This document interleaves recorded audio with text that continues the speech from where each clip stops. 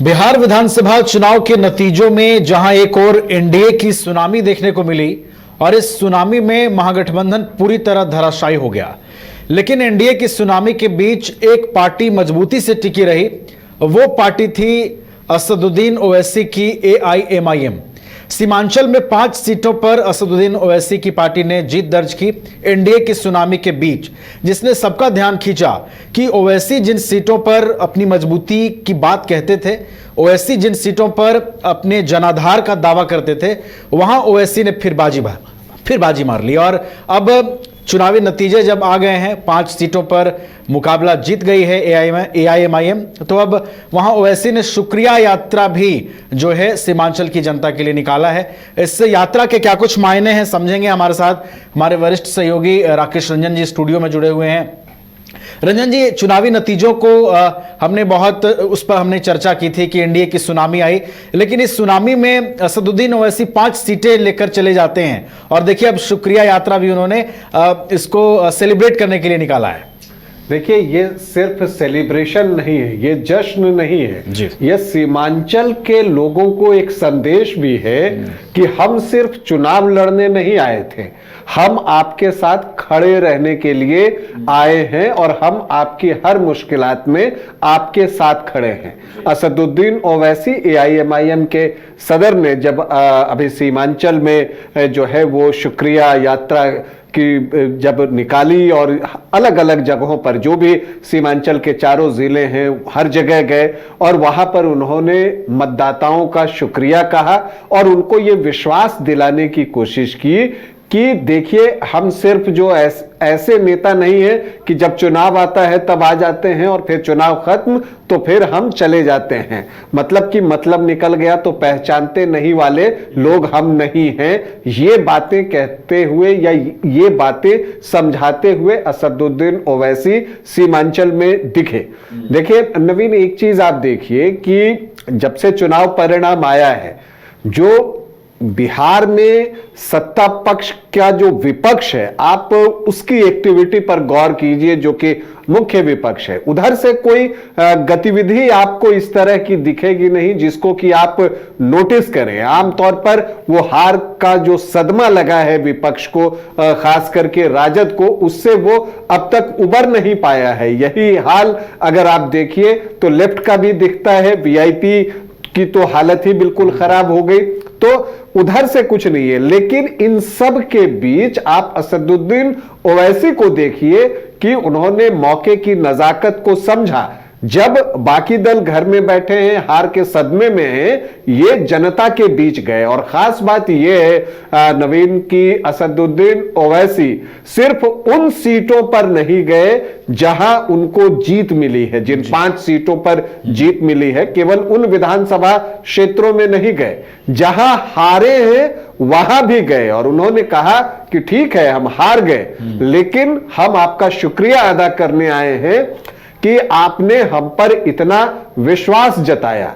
देखिए, अगर आप बात कीजिएगा तो कुछ सीटें ऐसी हैं, जैसे बलरामपुर की सीट सिर्फ 389 वोटों से वहां एआईएमआईएम के जो प्रत्याशी थे मोहम्मद आदिल असल, उनको हार का सामना करना पड़ा है और महबूब आलम जैसा बड़ा नेता वहां तीसरे स्थान पर चला गया है। तो यह बताता है कि जो लोकप्रियता है एआईएमआईएम की मजलिस की, वो युवाओं के बीच काफी तेजी से बढ़ी है। और ओवैसी की जो ये आभार यात्रा या शुक्रिया यात्रा आप कह लीजिए, वो इसी चीज को और पुख्ता करना चाहते हैं कि जो लोग उनसे जुड़े हैं उनको ऐसा ना लगे कि ये चुनाव लड़के चला गया अब नहीं आएगा। वो कहते हैं कि मैं मरते दम तक सीमांचल आऊंगा। देखिए, एक और बात हुई कि उन्होंने एक सभा में ये बातें कही कि अब जो है यहां पर अख्तरुल ईमान सप्ताह में 2 दिन अपने क्षेत्र में रहेंगे,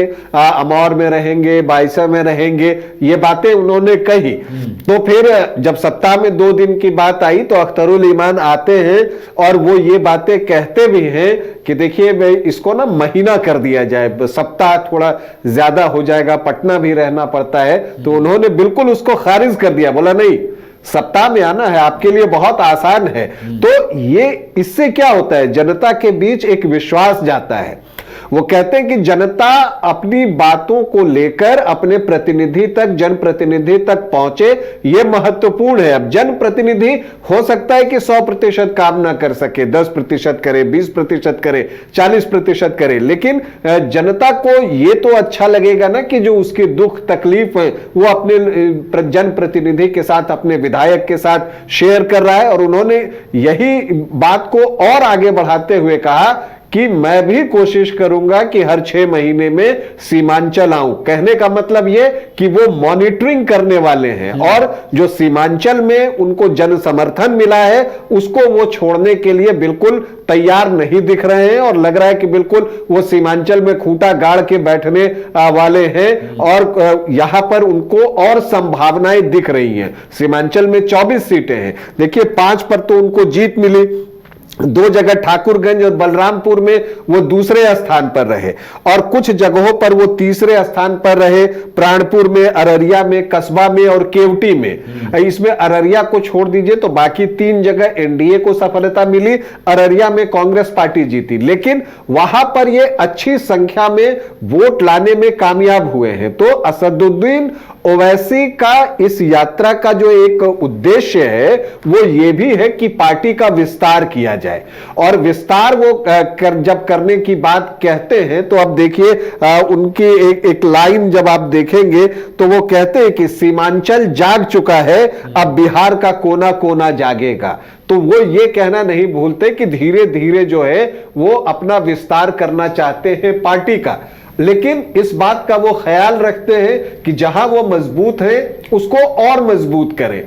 यही चीज आप देखिएगा कि एआईएमआईएम ने सिर्फ जो है 25 सीटों पर अपने उम्मीदवार घोषित किए थे, तो वो मुश्किल से 30-31 जगहों पर ही चुनाव लड़ते आपको दिखे, जबकि शुरुआत में बात हो रही थी कि 100 सीटों पर चुनाव लड़ेंगे। यही नहीं, तेलंगाना में भी बात कर लीजिए तो वो ज्यादा सीटों पर चुनाव नहीं लड़ते। जहां पर उनका दावा मजबूत होता है, जहां जन समर्थन होता है, वही चुनाव लड़ते हैं। ये असदुद्दीन ओवैसी की स्ट्रैटेजी है और इस वजह से उनका स्ट्राइक रेट जो है वो जबरदस्त रहता है। तो ये चीजें वो कहते हुए दिखे। तो इस यात्रा से जो एक बड़ी बात निकल कर आई कि वो अपनी छवि जो है सीमांचल हितैषी बनाना चाहते हैं। और इसी बात को आगे बढ़ाते हुए जो बात ओवैसी ने कही वो गौर करने लायक है कि वो कहते हैं कि नीतीश कुमार की सरकार को भी वो समर्थन देंगे सशर्त, बशर्ते कि वो सीमांचल का ख्याल रखे, सीमांचल में कोई फिरका परस्ती ना आए और जो सीमांचल की समस्याएं हैं वो कनेक्ट करते हैं, जो लोकल समस्याएं हैं सीमांचल की, बाढ़ की बात करते हैं, कटाव की बात करते हैं, पलायन की बात करते हैं, शिक्षा की बात करते हैं, स्वास्थ्य की बात करते हैं, तो जो लोकल प्रॉब्लम्स है उसकी चर्चा करते, कहते हैं कि अगर इसमें नीतीश कुमार सहयोग करते हैं तो हमारा भी उनको सहयोग रहेगा, तो सशर्त समर्थन तक की बात जो है वो कर देते हैं। तो ये बताता है कि वो अपनी छवि सीमांचल हितैषी की बनाना चाह रहे हैं और उनको ये पता है कि जो युवा वर्ग है उनके साथ जुड़ गया है और वो इसीलिए ये बातें भी कहते हैं कि हम सुरजापुरी हो सकते हैं, हम कुल्हिया हो सकते हैं, वो अलग अलग ये जो है उसकी बात करते हैं, लेकिन कहते हैं कि हम मुस्लिम भी हैं। और जब वो ये भी बात कहते हैं कि जब मैं सीमांचल की बात करता हूं तो सिर्फ मुसलमानों की बात नहीं करता, सीमांचल में हिंदू भाई भी रहते हैं, दलित भी हैं, आदिवासी भी हैं, उन सब का जो मुस्तकबिल है, जो भविष्य है, जो किस्मत है वो बेहतर होना चाहिए। हम यही चाहते हैं, जो माताएं बहनें हैं उनको अच्छा स्वास्थ्य मिले। तो एक तरह से जो एक कनेक्ट की बात आप करते हैं किसी राजनेता की, तो आप देखिए बिहार का कोई नेता उतनी गंभीरता से कनेक्ट हो रहा हो या न हो रहा हो, लेकिन असदुद्दीन ओवैसी खुद वहां पर अपने आप को कनेक्ट कर रहे हैं लोगों से और इसका इंपैक्ट जो है आगे भी पड़ सकता है। वो धीरे धीरे विस्तार करेंगे, इस बात को आप मानकर चलिए। और जब वो उन्होंने कह दिया है कि वो चुनाव तक नहीं उसके बाद भी आते रहेंगे, अपने विधायकों को ताकीद कर दी है कि सप्ताह में 2 दिन अपने अपने क्षेत्र में रहें। सारे विधायकों को उन्होंने कहा है, पहले अख्तरुल ईमान को कहा और फिर उसके बाद उन्होंने सारे विधायकों के नाम लिए और सबको कहा कि 2-2 दिन आप अपने क्षेत्र में रहिए, हम यहां पर एक ऑफिस भी बना देंगे इस इलाके में और हम भी 6-6 महीने पर आते रहेंगे। और एक बात वो ये कहते हैं कि जब तक आखिरी सांस है सीमांचल की बेहतरी के लिए हम काम करते रहेंगे। तो एक जो आप कहते हैं कि जो राजनीतिज्ञ, जो माहिर राजनीतिज्ञ के तौर पर असदुद्दीन ओवैसी दिख रहे हैं और अब बार बार वो ये एहसास करवा रहे हैं महागठबंधन को कि उनको महागठबंधन में शामिल न करके जो है महागठबंधन ने गलती कर दी। तो जो मास्टर स्ट्रोक, उस समय भी हम लोग चर्चा कर रहे थे कि ओवैसी ने मास्टर स्ट्रोक चल दिया है जब उन्होंने दरखास्त दिया कि हमें आप महागठबंधन में शामिल कीजिए और हम सिर्फ 6 सीट पर लड़ने के लिए तैयार हैं, तो कॉम्प्रोमाइज करने के लिए भी तैयार हैं। तो उन्होंने लोगों तक यह संदेश पहुंचा दिया, अपने समर्थकों तक, कि देखिए हम तो चाहते हैं कि सेकुलर वोटों का बंटवारा न हो, लेकिन उसके लिए महागठबंधन तैयार नहीं है, हम तो सिर्फ 6 सीट की मांग रहे हैं। तो इससे लोगों में एक विश्वास आया कि नहीं, इनकी बातें नहीं मानी जा रही हैं और इसका लाभ जो है ओवैसी को हुआ है। चलिए, तो सीमांचल जाग चुका है और अब बिहार का कोना कोना जागेगा, ये संदेश है एआईएमआईएम के प्रमुख असदुद्दीन ओवैसी का। और बिहार चुनाव में एनडीए की सुनामी के बावजूद जिस तरीके से वो टिके रहे, 5 सीटों पर उन्होंने जिस तरीके से बाजी मारी, ये बताता है बिहार की राजनीति में, खासतौर पर सीमांचल में उनका प्रभाव कितना है। और इस प्रभाव को अब वो और आगे बढ़ाना चाहते हैं। अपने विधायकों को उन्होंने कई तरह के निर्देश दिए हैं। इसके अलावा सीमांचल को लेकर उनकी भविष्य के लिए भी कई योजनाएं हैं। बहुत बहुत आपका धन्यवाद राकेश रंजन जी, हमारे साथ जुड़ने के लिए, तमाम जानकारी हम तक पहुंचाने।